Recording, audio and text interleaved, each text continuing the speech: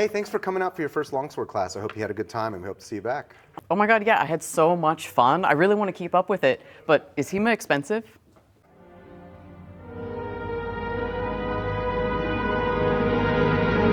No, not at all, not at all. It's very reasonable. I promise, it's very reasonable. Please come back. Please come back.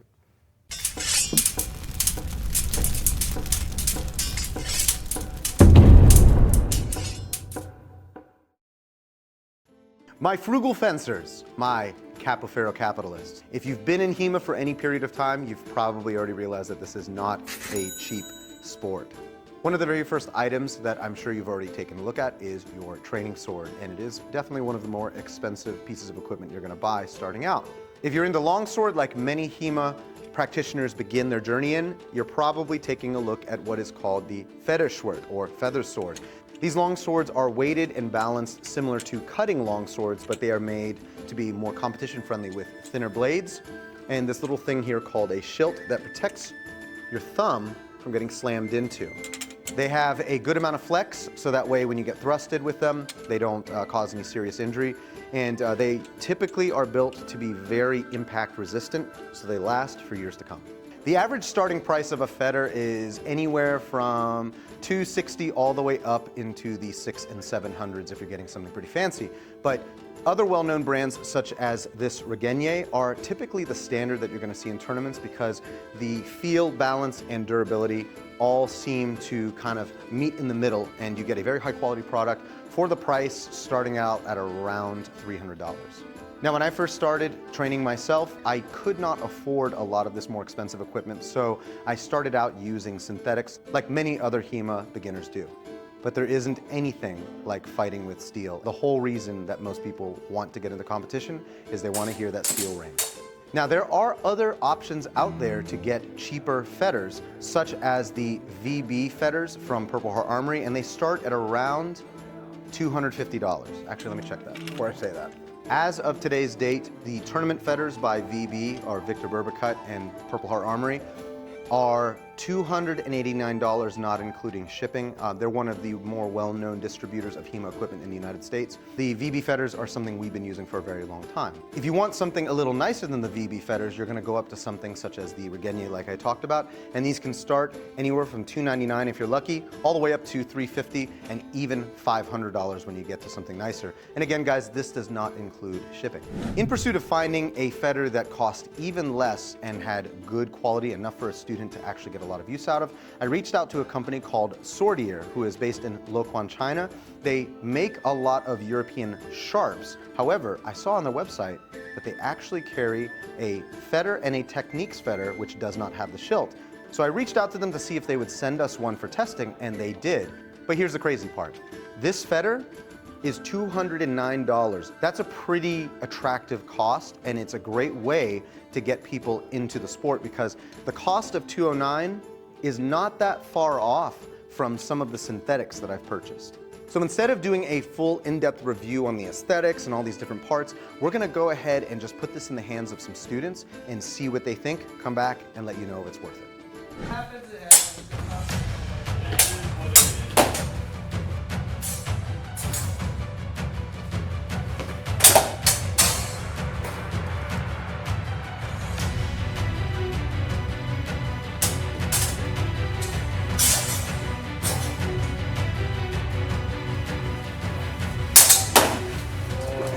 Nice fight, nice fight, nice fight. Fell.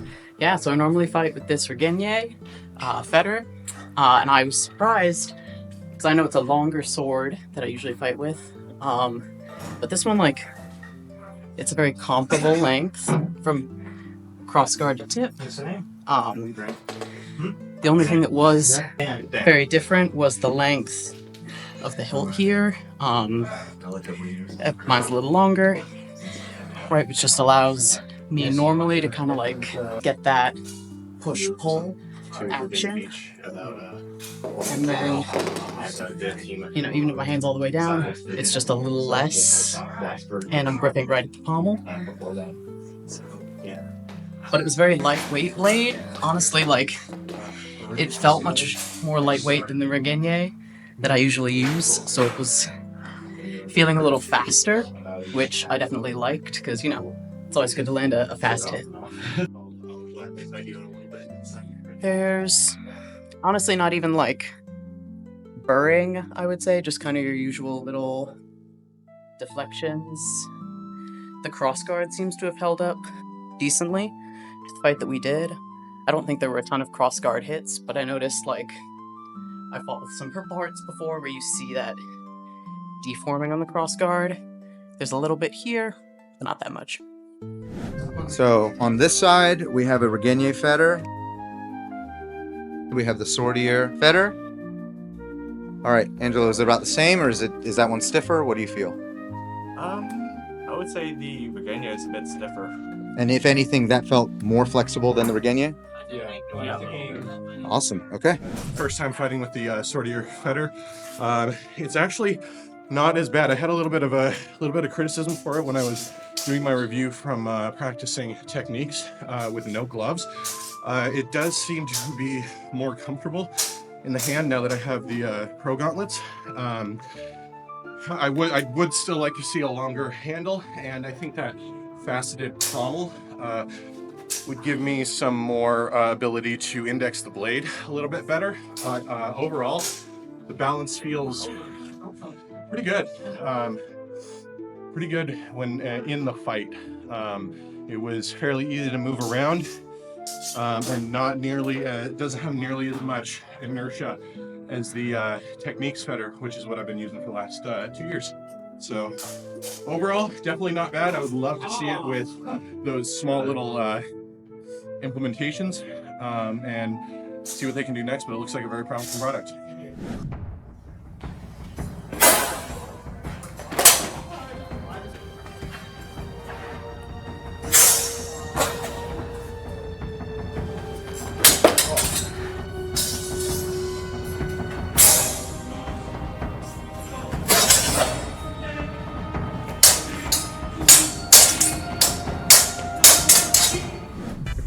All right, so we already have one thing that we want to improve on this thing, and that is a bent Quillon. See if we can hammer this thing back in. There we go. Good as new. Definitely had a lot of weight in those defensive maneuvers. Didn't feel like I could push her out, which is surprising. Blade felt very fast, very snappy, so I'm glad that the weight didn't cost it in terms of defensive maneuvering. Only complaint, obviously, Quillon went bad, and grip's a little bit short, but overall I'd say it's a good sword, especially from a price point.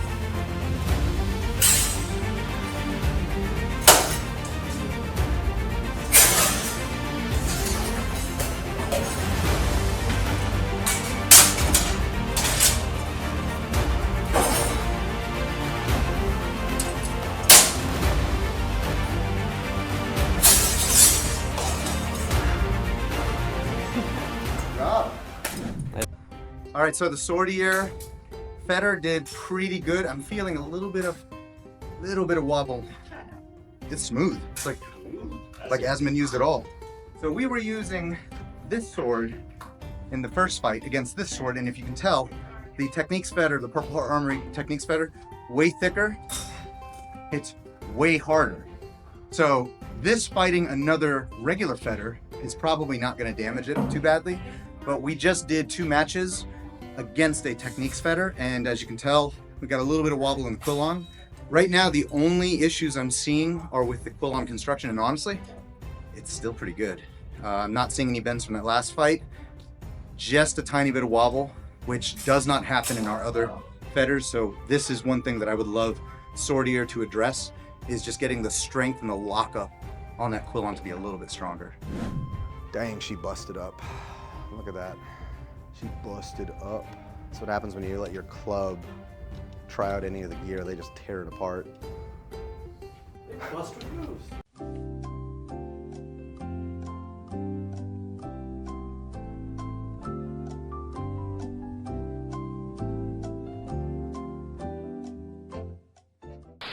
All right, I'm here with one of our students, Reinar, who has been fighting with this for how long now? A little over a month or two. So he's had a lot of experience. This has been his go-to borrowing sword anytime he comes into the club. So Reinar, why don't you give me some of the goods and the bads with this whole thing? Well, I'm gonna start with the bads, which are kind of obvious because this is a well-beaten sword, so it rattles a bit.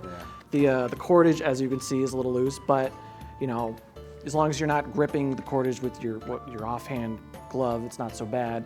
But that's all the bad I see for this sword. Okay. So I like it because I'm a tall dude. I'm 6'3". It comes up to my chest, so it feels natural for me when I extend outward to attack because then it feels like my measure is more natural.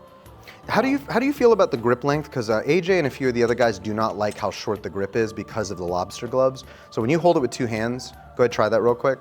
Do you find that that's a little too short and you would like a longer grip, or are you okay with that shorter grip? I don't see what their issue is, to be honest, because this is the first I'm hearing of it. I think the grip is fine because help me out here. What's the shilt? The shilt. My apologies. The shilt blocks my thumb, so when I'm trying to invert and have my thumb here, it's protected more because that was where I was getting hit a lot by one of our other members who loves hand shots. He would come over, hit the Quillons and hit me on my thumb because I was overextending it, but this protects it. And I don't think the hilt is too long or too short, rather. I like it. It works for me. Okay.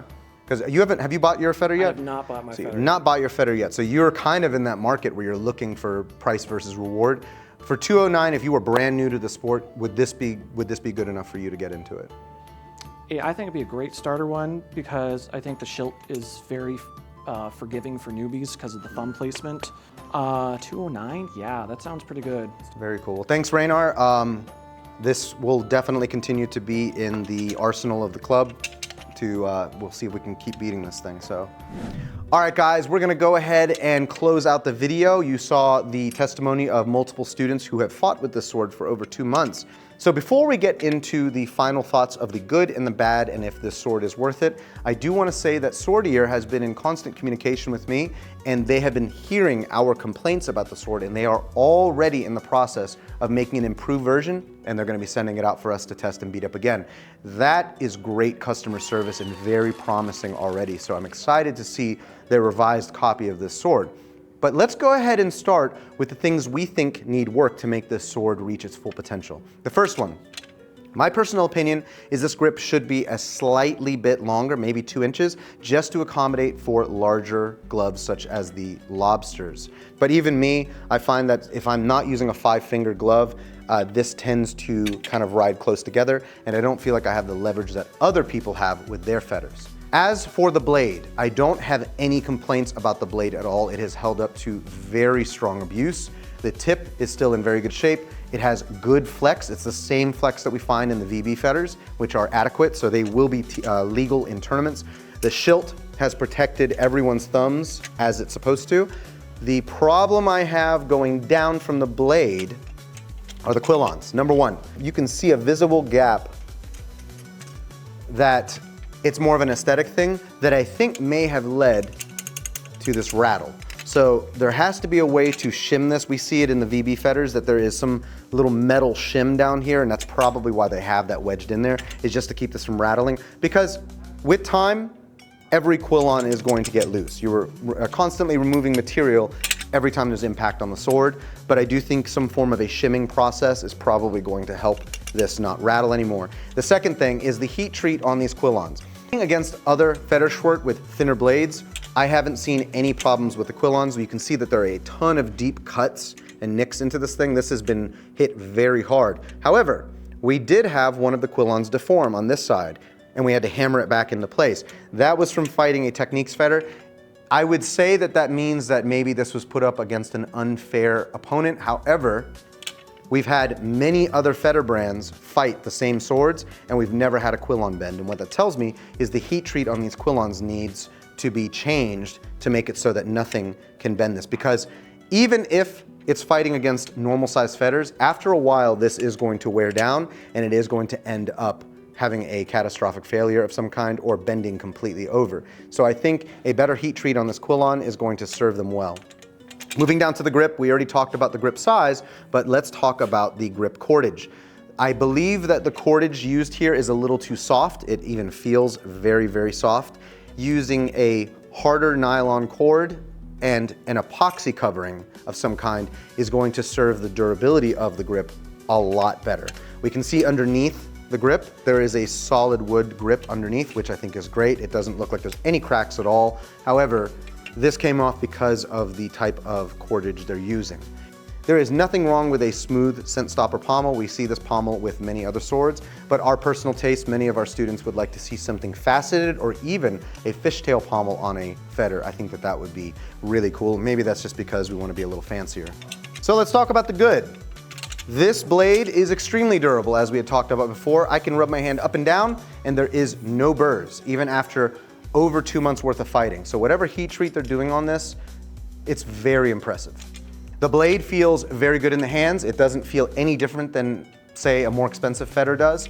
It has good balance. With a longer grip, it's going to have an even better balance because this weight is going to be pushed out a little further and you're going to have more control over your blade with your hands being further apart.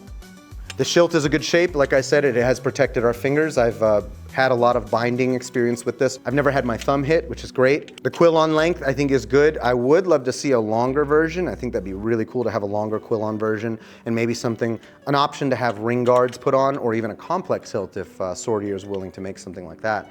I think that would be in high demand. The tip of the sword is rolled, and I know that rolled tips are controversial. A lot of people are moving to spatulated tips, and honestly, I think having an option to have a spatulated tip from Swordier would be a very smart move on their part. I think that if you bought this as your first entry sword, you would have a lot of use out of this before you would move on to something maybe a little higher quality.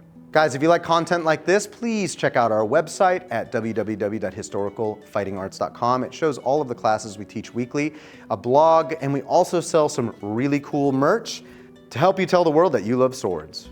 We have more reviews coming down the line, and if you want to know when they drop, please hit that like and subscribe, and make sure to hit the bell so you know when we drop that video. But I got nothing else for you guys. Bye.